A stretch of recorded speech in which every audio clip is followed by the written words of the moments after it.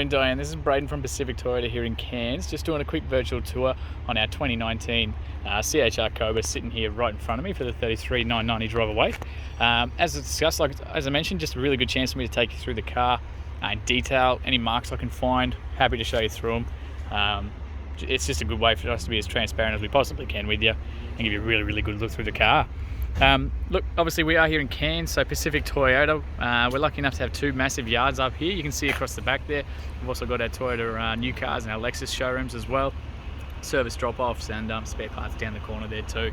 So we house anywhere around the 200 mark for cars, and means we get some absolute glamours just like this one here.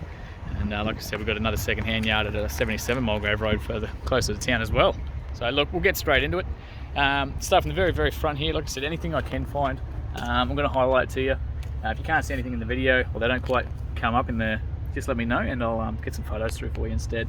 So obviously you get your parking sensors across the front, a couple of little sort of very tiny sort of stone chips, just those common sort of ones that you do get with that front bumper, but it looks like they've already been touched up, and just a little hairline mark there too. But other than that, pretty clean as we come across the front here. So I'm trying to see as much as we can. Again, just a very minor sort of, in fact that's just a little bit of dirt that's just come off, even better. Again, just some minor sort of stone chips across the bonnet and there as well. If they are a concern for you, let me know and we might even be able to talk to our management and see if we can get those touched up for you. So just those, again, some of those stone chips there and there. I'll show you right across that bonnet. That blue just looks so good in the sun, doesn't it? A couple little sort of hairline marks just across the bonnet. So again, got one and one there. And as we go up over that windscreen, so no chips or cracks or anything like that.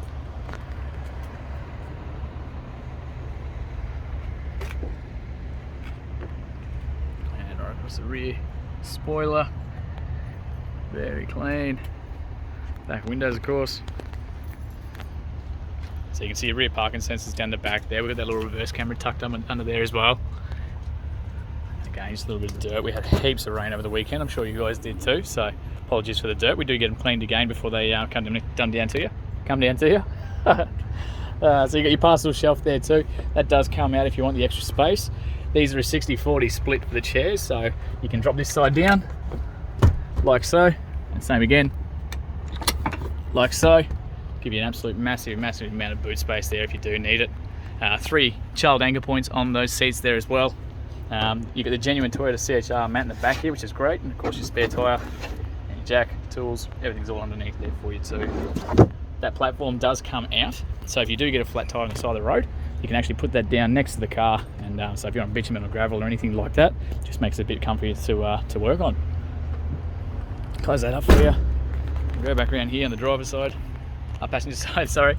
So like I said, you got those rear sensors as we come around. Looks like just a little tiny sort of scuff just there. Take you down to these, obviously the Koba wheels. Doesn't look like any gravel rash that I can see. Heaps of tread left on there too. I just like showing you up in the wheel arches as well. You can see right up in there. Fuel is obviously on this side here. We've got a little bit of a mark there. And just some sort of edging on the actual door itself, just those common ones from being opened up there. We've got the door handle right at the top of these. Don't have a lot of room, but we'll see how well we can show you inside that door there. Electric windows the whole way around for you. So like I said, the flat plane right across the back there. So I'll just lift that one up. Lift this one up too. Give you a really good look through here.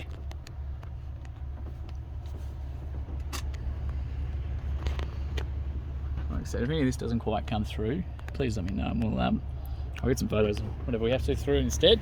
Of course, got your little build plates just down there for you as well. As we come along, looks pretty clean. So very light hairline mark there. Just some little sort of those fingernail scratches just on the inside if people like grabbing the handles. Now you do have those two little lines here, so that's actually going to lock the car. You see the mirrors tuck in when that locks. Put your hand back in there to open that back up. Again, just a tiny, oh, that's coming off with my finger.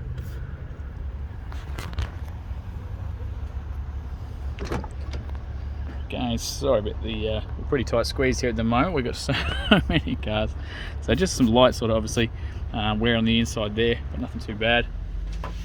Again, electric windows the whole way around, and same with the entry point. So it's just obviously those common areas where people jump in and out and accidentally catch their boots on the plastics and things like that. Obviously the CHR mats the whole way. I'll just open up that glove box here. So all your books, everything's inside here. Was previously owned by Old Mac Toyota in Springwood. So excellent Toyota service history the whole way through, which is exactly what you want to see. Old Mac Toyota at 14,000 on July 20. At December 20, we got 32,000 through Bridge Toyota. April 21, Old Mac Toyota at 47. And of course us here in Cairns at 61 in November. So excellent service history, full Toyota books, exactly what you want to see. That's how they get looked after. You got the dash mat right across there. I do just like showing you under those so you can see as well. There's no nothing to be worried about under there. Any of that sort of stuff, we just like leaving them in the cars. Jump back out. I just want to show you this front wheel as well. So again, stacks of tread left on those guys. Looks like a tiny little sort of chip just there. But not too bad at all.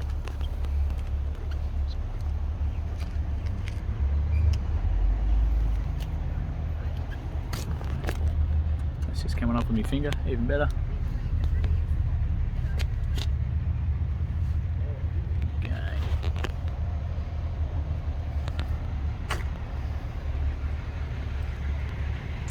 So pretty tidy across the roof there. Just down to that rear quarter as well. So driver's side rear wheel here. Pretty good on that one too. So no gravel rash, it's awesome to see. Heaps of tyre left on there. Again, just tiny little scuffs just around. Obviously little bits of wear. It's just this like hairline sort of marks. If, like I said, if you can't see it, let me know. We'll get some photos through instead.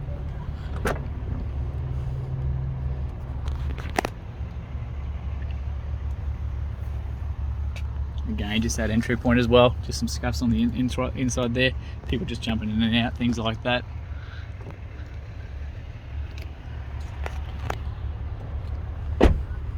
Again, just the edges there. It's obviously they're caught just on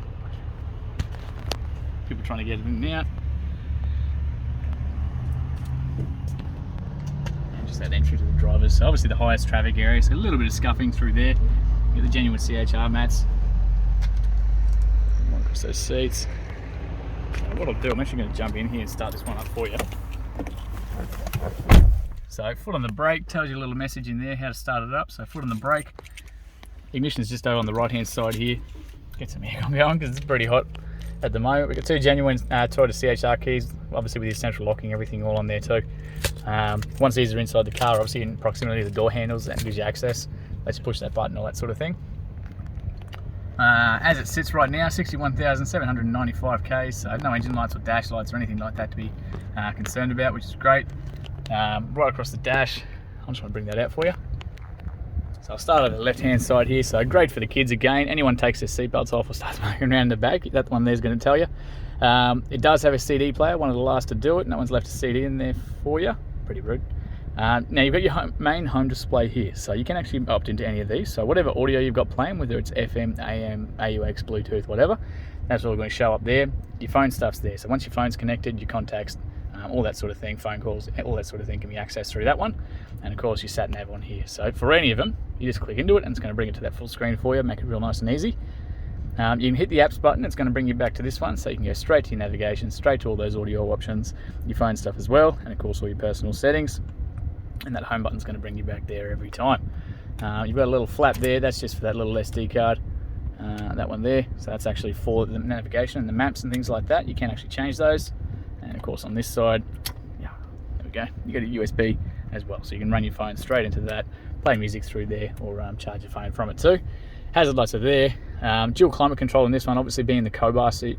On the right hand side we can adjust the temperature straight up, and of course the passenger side's all independent as well.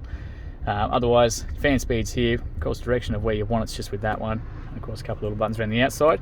You do have heated seats in this one, so you can actually opt with those ones. You've got 3 different settings on both sides, so passenger and the drivers. You can crank those on.